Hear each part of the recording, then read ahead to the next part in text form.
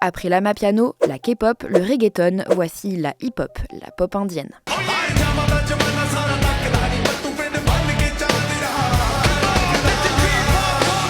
Pour The Times of India, cette nouvelle vague musicale n'est pas passagère, mais pourrait bien déferler sur le monde et tout balayer sur son passage. Parce que depuis quelques années, les artistes indiens secouent les charts mondiaux, les plateformes de streaming et même les plus grands festivals internationaux, s'enthousiasme DNA India. Lui, c'est Diljit Dosanjh. En 2023, c'était le premier artiste de langue punjabi à se produire au célèbre festival californien Coachella. En 2024, il a joué dans le Late Show américain de Jimmy Fallon, qui le présentait comme The biggest Punjabi artist on the planet. En 2025, il a foulé le tapis du Met Gala et son apparition a impressionné tout le milieu de la mode internationale, écrit l'édition anglophone du média indien Bhaskar. Son cocktail unique de style, de musique et de fierté culturelle en fait une figure phare de la musique punjabi dans le monde, note encore l'article. Mais il est loin d'être le seul artiste du pays à s'exporter hors du sous-continent indien. Le rappeur indien Karan Aujla a fait connaître le Bhangra, un style de danse et de musique indienne, au grand public américain lorsqu'il se produit lui aussi dans l'émission de Jimmy Fallon, se réjouit India Today. Le chanteur A.P. Dillon, lui, mélange la musique punjabi et le hip-hop ou la trap pour créer des pistes au genre entremêlés qui trouvent un écho auprès du public du sous-continent indien comme de celui du reste du monde. D'ailleurs, son titre Brown Monday est devenu l'hymne de la diaspora punjabi et au-delà, il est devenu viral et a recueilli plus de 5 milliards de streams dans le monde, détaille encore le quotidien indien.